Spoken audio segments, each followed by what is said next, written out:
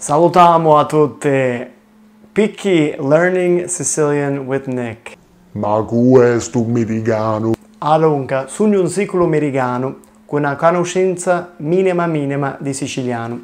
Una io ho trovato tanti video e costanti di qualità alta per insegnare il siciliano. Tutto è per principianti nuovi. Voglio fare passi avanti come lo vedo di siciliano. Eppure dare qualche cosa nare a comunità in Sicilia e fuori isla, come io. Sono qua no Texas, negli Stati Uniti. St'aprile voglio avere un figlio e voglio essermi capace di parlarci in siciliano. Non insegnarci il siciliano, ma vero parlare la lingua insieme a casa. Dunque, questo canale è un esperimento.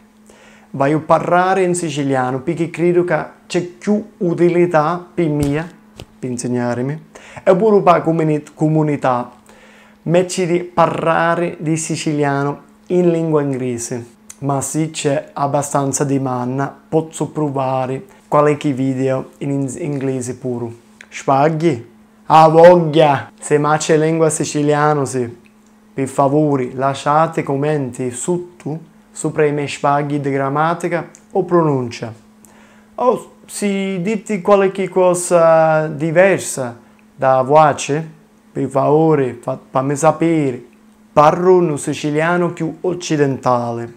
La mia famiglia viene di un paese che si chiama Montemaggiore, nelle Madonie, e provo a parlare questa parlata, o meglio a bozzo. Ma parla come non mi... Va essere qualche influenza del palermitano pure, perché stavo da per qualche mese. Mi insegnai la maggior parte del mio siciliano di Libra, e pure na rete. Allora parlo una picca più standard. Sempre scelgo i formi più siciliano, rispetto a quelli più italianizzati. Pure che questi valori parlano un'antica fuori moda e macilingua in Sicilia. Per favore, mettete mi piace e ascoltatemi cliccando subscribe e lasciate i suoi suggerimenti e domande che sotto nei commenti. Finisco qua come motto. Il siciliano a essere lingua ufficiale in Sicilia, parlata, scrivuta, cantata, intasciata o ciavaglio in università. Non vedo l'ora di insegnare il siciliano in Zemola. A Sabenerica. Pom pom pom pom pom pom.